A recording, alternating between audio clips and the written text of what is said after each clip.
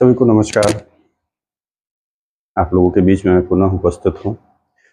और जैसा कि मैंने परसों वीडियो बनाया था जब भारत की जिम्बाब्वे के हाथों करारी हार हुई थी, 116 रन का भी चेस नहीं कर पाया था, तो मैंने बोला था और मैंने क्या मतलब जितने भी लोग क्रिकेट को समझते हैं तो ये बात सभी लोग जानते थे कि भारतीय टैलेंट जो है, जो यंग ब्रिगेड है, उसमें इतना टैलेंट है कि जो परफॉर्मेंस उस दिन हुआ था उससे बेहतर ये परफॉर्मेंस कर सकते हैं। और उन्होंने कल वो कर करके दिखाया। उन्होंने अपना जो टैलेंट का है वो भरपूर प्रदर्शन किया। मतलब कि आप 2 विकेट के नुकसान पे सोचेंगे, 234 रनों का जो है टारगेट दिया जिम्बाब्वे को। और उसमें जो है सबसे अहम भूमिका निभाई। से 3 बल्लेबाज एक रहा, अगर मैं शुभमन गिल को हम लोग छोड़ दें तो बाकी तीनों बल्लेबाज ने बहुत बढ़िया बल्लेबाजी की। जैसा कि वो करते आ रहे हैं आईपीएल में या डोमेस्टिक क्रिकेट में, वैसा उन्होंने प्रदर्शन किया। और इसकी उम्मीद हम लोग सारे लोग कर रहे थे और ये हम लोग जानते थे कि ऐसा टैलेंट है इन लोग के अंदर और ऐसा ये बल्लेबाज ऐसे हैं कि हाँ मतलब 116 क्या मतलब अगर 200 के आसपास भी रन रहता चेस करना तो कर सकते थे। लेकिन खैर उस दिन जो है उन लोगों ने जो गलतियां की थी उससे सीख लेते हुए कल उन्होंने बेहतरीन परफॉर्मेंस किया। और अभिषेक शर्मा का कल दूसरा जो मैच था, मतलब जो कहता है ना कि एक मतलब कहावत है, शून्य से शिखर तक। ऐसे लोग कह रहे थे शून्य से शतक तक, लेकिन जो है ना उसको शून्य से शतक तक कहें या शून्य से शिखर तक कहें, उन्होंने कल उसको चरितार्थ किया। क्या बल्लेबाजी किया, क्या फ्लोइंग मतलब फुल फ्लोइंग मतलब उनका जो है बल्लेबाजी थी। और जो बैकलिफ्ट था वो युवराज सिंह की याद दिला दे रहा था।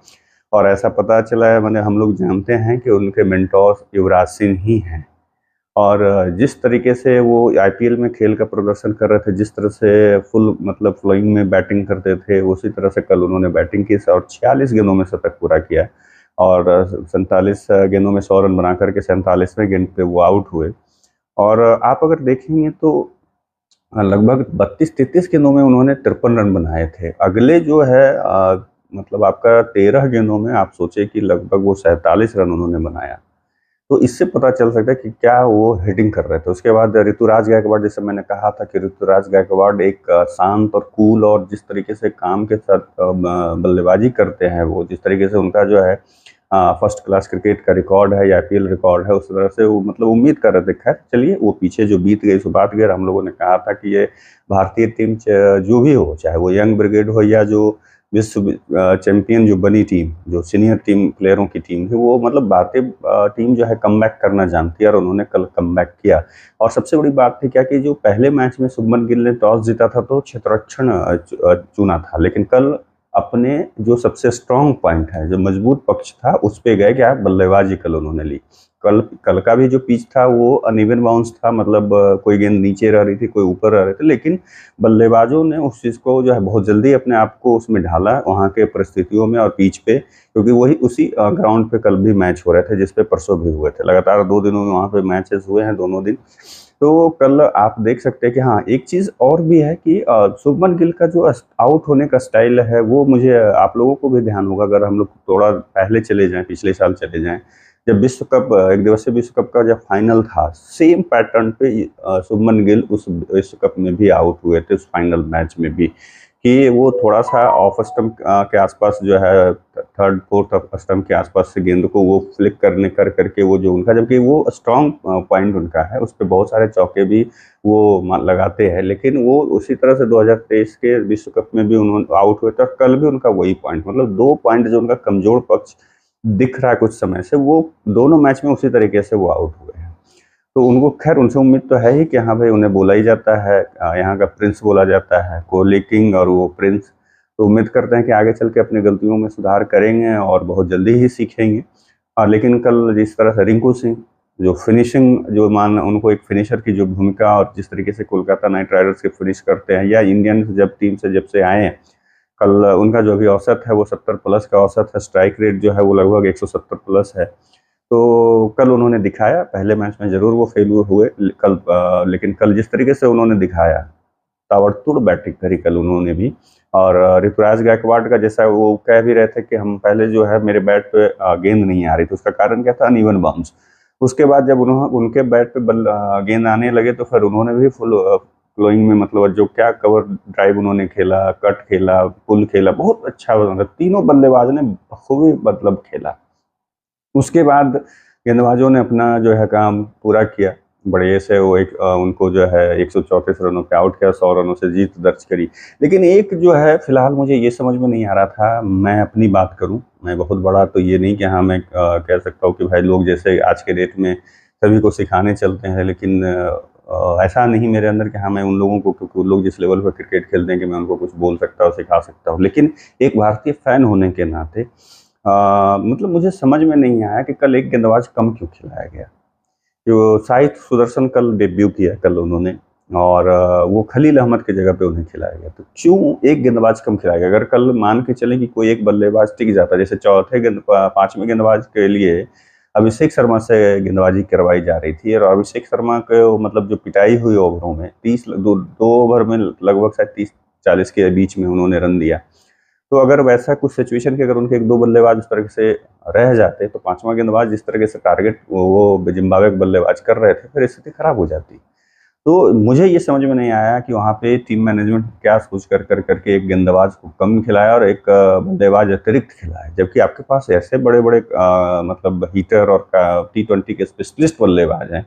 ऊपर से उठा करके देख लें तो आप अभिषेक शर्मा, शुभमन गिल, ऋतुराज गायकवाड़, रिंकू सिंह, रेयान पराग, ध्रुव जुरैल भी आपके साथ है, वॉशिंगटन सुंदर भी हैं आपके साथ जो बल्लेबाजी करते हैं। अच्छा बल्लेबाजी नहीं कि कर सकते हैं, अच्छी बल्लेबाजी वो करते हैं। तो इतना सब आपके पास होने के बावजूद आप एक्स्ट्रा बल्लेबाज क्यों खिला रहे थे, ये समस्या। 4 गेंदबाजों के साथ गए T20 में, 4 गेंदबाज, आपके पास ऑप्शन ज़्यादा होना चाहिए। आप ये सोचिए कि 5 गेंदबाज और उसके साथ-साथ बीच में ओवर जब ज़रूरत पड़े तो अभिषेक शर्मा गेंदबाजी करें। तब आपका क्या है, एक छठा भी ऑप्शन, कि अगर कोई गेंदबाज गलती से किसी दिन अगर उसकी पिटाई हो गई उसके, तो भाई छठा गेंदबाज उसमें काम आ जाए। तो थोड़ा-सा भारतीय मैनेजमेंट टीम को इसमें सोचना चाहिए कि 5 गेंदबाजों के साथ जाना चाहिए। ऐसे हो सकता है अभी फिर से मतलब वो चेंजिंग फेज में है भारतीय क्रिकेट टीम T20 के मामले में, क्योंकि आपका टेस्ट और जो वनडे के लिए, तो जैसा ने कल घोषणा कर ही दिया है कि हाँ अभी रोहित शर्मा जो है 2025 के विश्व टेस्ट चैंपियनशिप में भी कप्तान होंगे और चैंपियंस ट्रॉफी में भी कप्तान होंगे। तो फिलहाल जो है कि, और 26 में क्या है, विश्व कप फिर भारत शायद एशिया में ही होने वाला है। तो उसको देखते हुए क्या है कि चलिए चेंजिंग फेज में है और बहुत सारे प्रयोग किए जाएंगे, ये प्लेयरों को देखा जाएगा कि कौन सा प्लेयर कहाँ पे फिट बैठता है। ऐसे लगभग लगभग सेटल्ड टीम है मुझे लगता है, क्योंकि 3 प्लेयर हटे हैं, रिटायर हुए हैं, और केएल राहुल का भी जगह अब नहीं बनती है T20 में, जैसा कि बीसीसीआई ने ये किया है। तो अगर आप मेरे हिसाब से देखें कि आने वाले समय में 2 साल के लिए जो आपकी टीम होने वाली है, उसमें हार्दिक पांड्या कप्तान, सूर्य कुमार यादव आपके जो हैं, शुभमन गिल हो गए, यशस्वी जायसवाल हो गए, अभिषेक शर्मा का तो डेफिनेटली अब वो एंट्री करेंगे, ऋतुराज गायकवाड़ हो गए आपके, ऋषभ पंत हो गए आपके, शिवम दुबे हो गए, जसप्रीत बुमराह हो गए, आपका सिराज हो गए, अक्षर पटेल हो गए, वाशिंगटन सुंदर भी मुझे लगता है कि अब वो आएंगे उस मतलब 15 के प्लेयरों के जो एक रहता है उसमें आएंगे वो। तो उसके साथ-साथ आप देखें कि अगर स्पिनर हैं तो रवि बिश्नोई भी हैं आपके, कुलदीप यादव, और युजवेंद्र चहल की एक तो मतलब उन्हें मौका भी ज़्यादा नहीं, ठीक है, रखा जा रहा है टीम में, लेकिन मौके ज़्यादा नहीं दिए जा रहे हैं, और उम्र भी 30 प्लस शायद हो गया है उनका।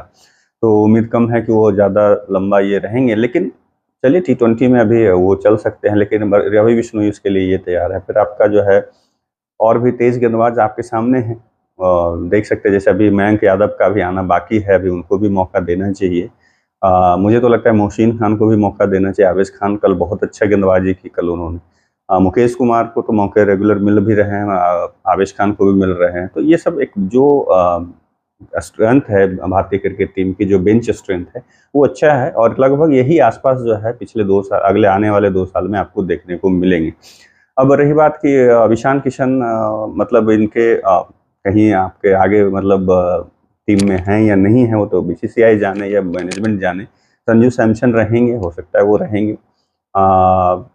तो कुल मिलाकर करके जो है बहुत कल का अच्छा परफॉर्मेंस रहा, और जैसा उम्मीद कर रहे थे कि वैसा भारतीय टीम ने कल परफॉर्मेंस दी।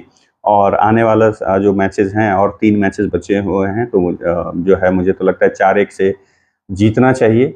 लेकिन जो रिजल्ट आने वाला मुझे ऐसा लगता है कि 3-2 का रिजल्ट रह सकता है, सकना मैं लगा रहा हूँ।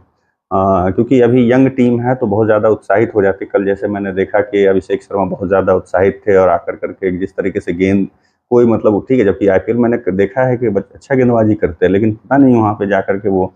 और एक चीज़ और जो है देखने में थोड़ा-सा विराट कोहली से एक चीज़ और सीखने की ज़रूरत है यंग प्लेयरों को, फिटनेस पे। कल मैंने देखा जैसे मुकेश कुमार को मैंने देखा और ये अभिषेक शर्मा, दोनों का जो है फिटनेस मुझे कुछ ठीक-ठाक नहीं लगा। ऐसे तो वो ये आपका यो-यो टेस्ट दे कर के ही आए होंगे।